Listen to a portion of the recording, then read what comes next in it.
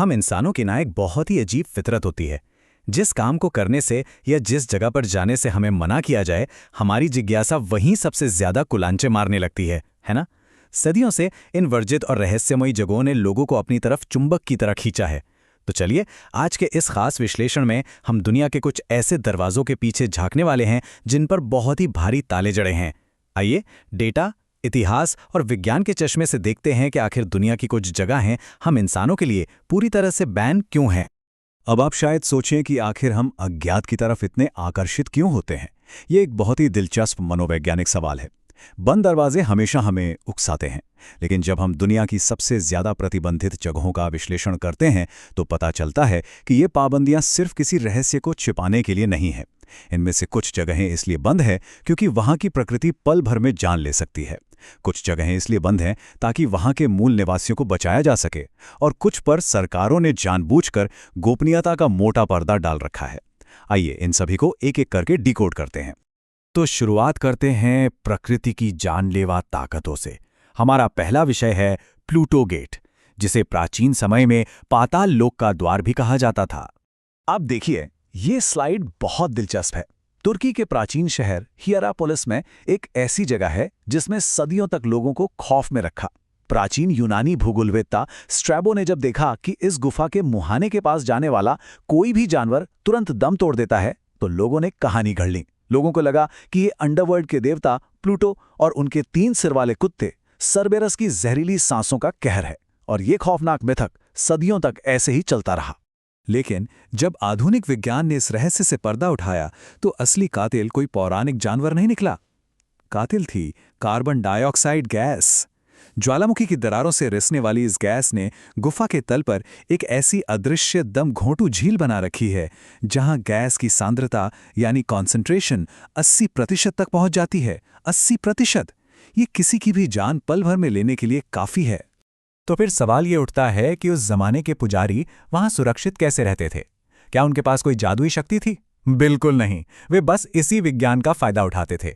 Carbon dioxide gas भारी होने की वजह से जमीन के करीब जमा होती थी, इसलिए छोटे जानवर तुरंत मर जाते थे। वहीं पुजारी सीधे खड़े रहते थे, अपनी सांस रोक लेते थे और उनका सिर इस जहरीली गैस के स्तर से ऊपर रहता था। बस लोगों को लगता था कि इन पर ईश्वर की कृपा है। आज ये जगह एक यूनेस्को विश्व धरोहर स्थल है और पर्यटकों को इस अदृश्य खतरे से दूर रहने की सख्त हिदायत दी जाती है। चलिए प्रकृति से आगे बढ़ते हैं। सोचिए, क्या हो अगर इंसान ही इंसानों के लिए पाबंदियां लगा दे। बंगाल की खाड़ी के नीले पानी के बीच एक ऐसी ही रहस्यमयी दुनिया है जिसे पूरी दुनिया से काट कर रखा गया है। हमारा दूसरा पड़ाव है बाहरी दुनिया से कटे हुए सेंटिनेली लोग। ये एक ऐसी जनजाति है जो अपनी मर्जी से एकांत में जी रही है। यहाँ सबसे अहम बात यह है कि नॉर्थ सेंटिनल द्वीप के ये लोग आधुनिक दुनिया से किसी भी तरह का संपर्क नहीं चाहते, और उन्होंने इसे कई बार बहुत आक्रामक तरीके से साबित भी किया है। भारतीय नौसेना यहाँ 5 किलोमीटर के नो एंट्री जोन की बेहद कड़ी पहरेदारी करती है। और पता है क्यों? ये पाबंदी हमारी सुरक्षा से ज्यादा उनकी सुरक्षा के लिए है। इस जनजाति का बाहरी दुनिया से कभी संपर्क नहीं रहा, तो इनके शरीर में हमारी आम सर्दी जुकाम जैसी बीमारियों से लड़ने की भी कोई इम्यूनिटी नहीं है। हमारी एक छोटी सी बीमारी इस पूरी जनजाति का नामो निशान मिटा सकती है। इसीलिए 1956 के नियम के तहत यहाँ जाना एकदम गैर कानूनी है। और इतिहास गवाह है कि जब भी किसी ने ये अदृश्य दीवार तोड़ने की कोशिश की है, अंजाम बहुत दर्दनाक रहा है। 1974 में नेशनल ज्योग्राफिक की टीम पर तीरों की बारिश हो गई, 2006 में रास्ता भटक कर पहुंचे मछुआरों, और 2018 में एक अमेरिकी मिशनरी को अपनी जान से हाथ धोना पड़ा। और तो और अभी 2025 में ही एक यूट्यूबर को वहां अवैध लैंडिंग की कोशिश में गिरफ्तार किया गया। मतलब साफ है, इनके एकांत में दखल देना कानूनन और शारीरिक दोनों ही रूपों में एक बहुत बड़ी गलती है। आइलैंड से निकलकर अब हम दुनिया के सबसे भारी सुरक्षा वाले सैन्य ठिकानों में से एक की ओर चलते हैं। एक ऐसी जगह जिसने जासूसी, साजिशों और एलियंस की अनगिनत कहानियों को जन्म दिया है। जी हां, हम बात कर रहे हैं एरिया 51 की। आइए इस नेवादा रेगिस्तान के असली राज को डिकोड करते हैं। ये स्लाइड एकदम सटीक तस्वीर पेश करती है कि अफवाहें और हकीकत में कितना फर्क होता है। नेवादा के रेगिस्तान में फैला 3,68,000 एकड़ का ये बेस इतना खुफिया था कि CIA ने 2013 तक इसके होने की बात ही नहीं मानी। एक तरफ हम एलियंस और सीक्रेट UFO लैब्स की बातें सुनते हैं, लेकिन सच्चाई इससे भी कई ज्यादा थ्रिलिंग है। दरअसल शीत युद्ध के दौरान ये जगह मैक 3 की स्पीड से उड़ने वाले U-2 और A-12 ऑक्सकार्ड जैसे टॉप सीक्रेट जासूसी विमानों का टेस्टिंग ग्राउंड थी। खुफिया एजेंसीज के लिए तो एलियंस की कहानियां एक परफेक्ट कवर अप थीं, ताकि कोई असली सैन्य प्रोजेक्ट्स की तरफ ध्यान ही ना दे। कमाल का दिमाग लगाया ना। लेकिन एरिया 51 का सच सिर्फ स्पाई प्लेन्स तक ही सीमित नहीं है। इसका एक बहुत ही डार्क और खतरनाक पहलू भी है। यहाँ ऑपरेशन प्लम बॉब जैसे कई परमाणु परीक्षण किए गए थे, जिसकी वजह से भारी मात्रा में रेडियोधर्मी रेडिएशन फैला और इस इलाके का एक बड़ा हिस्सा इंसानों के रहने लायक ही नहीं बचा। तो वो जो कंटीले तार है ना, वो सिर्फ राज नहीं छिपाते, बल्कि आपको एक साइलेंट किलर यानी रेडिएशन से भी बचाते हैं। चलिए अब रेगिस्तान की तपती रेत से निकलकर वेटिकन सिटी के बीचों बीच स्थित एक अलग ही तरह की सीक्रेट दुनिया में चलते हैं। वेटिकन आर्काइव, सदियों का पापल इतिहास।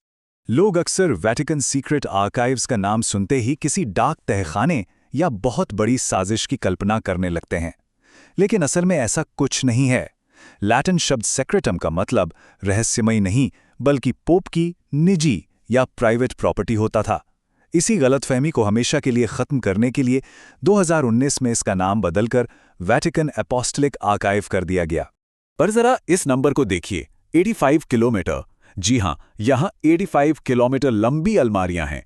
मतलब आप चलते चलते थक जाएंगे, पर दस्तावेज खत्म नहीं होंगे। इसमें राजा हेनरी अष्टम के विवाह रद्द करने की मांग वाले लेटर से लेकर महान कलाकार माइकल एंजेलो की लिखी चिट्ठियां तक सहेज कर रखी गई हैं। इतिहास का इतना बड़ा खजाना किसी और जगह मिलना लगभग नामुमकिन है। आइए देखते हैं कि कैसे ये विशाल तिजोरी धीरे धीरे दुनिया के सामने खुली।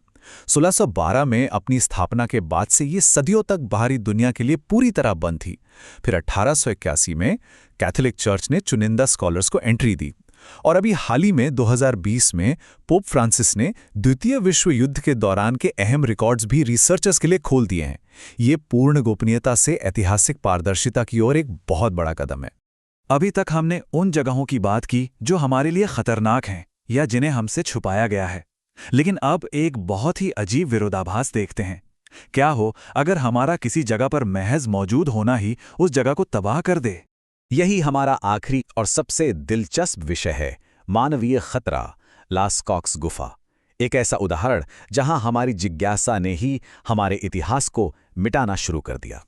जरा सोच कर देखिए, 17,000 साल दक्षिण पश्चिमी फ्रांस की लास्कॉक्स गुफाओं में मौजूद प्रागैतिहासिक काल की ये शानदार पेंटिंग्स पूरे 17,000 सालों तक एकदम सुरक्षित रहीं। इतने हजारों सालों तक ये कला गुफा के गहरे एकांत में बिना किसी नुकसान के बची रही, क्योंकि वहां कोई आता जाता नहीं था। फिर 1940 में कुछ बच्चों ने अपने कुत्ते के साथ गलती से इसे खोज निकाला। गुफा मिली तो जाहिर है लोगों की भीड़ उमड़ पड़ी। रोजाना लगभग 1550 टूरिस्ट्स वहां आने लगे और यहीं से विनाश शुरू हुआ। उन 1550 लोगों की शरीर की गर्मी, उनकी सांसों से निकलने वाली कार्बन डाइऑक्साइड और अंदर लगाई गई लाइट्स ने गुफा के उस नाजुक इकोसिस्टम को पूरी तरह तहस-नहस कर दिया। दीवारों पर फंगस उगने लगी और वो हजारों साल पुराने रंग तेजी से फीके पड़ने लगे। इंसानों के उत्साह ने ही इतिहास को बर्बाद करना शुरू कर दिया, जिसके चलते 1963 में इस गुफा को हमेशा के लिए बंद करना पड़ा। तो फिर इसका क्या उपाय निकाला गया? इंसानों ने पास ही में बिल्कुल वैसी ही हूबहू नकल यानी रेप्लिका गुफाएं बना दी, ताकि टूरिस्ट्स उन्हें देख सकें। इस घटना ने साबित कर दिया कि कभी-कभी अपनी अनमोल विरासत की कद्र करने और उसे बचाने का सिर्फ एक ही तरीका होता है, उससे कोसों दूर रहना। ये पूरी चर्चा हमें एक बहुत ही गहरे सवाल पर लाकर छोड़ देती है। एक तरफ हमारे अंदर नई चीजें खोजने की आग है, तो दूसरी तरफ प्रकृति और इतिहास को बचाने की जिम्मेदारी। हमने देखा कि पाबंदियां हमेशा बुरी नहीं होती, कई बार वे बेहद जरूरी होती हैं। तो आप लोग क्या सोचते हैं? क्या ये जरूरी है कि इंसान हर जगह पहुंचे, या फिर इस धरती के कुछ दरवाजे हमारी ही भलाई के लिए हमेशा के लिए बंद ही रहने चाहिए? उम्मीद है इस विश्लेषण ने आपको इन रहस्यमय दुनियाओं को एक नए नजरिए से देखने पर मजबूर जरूर किया होगा।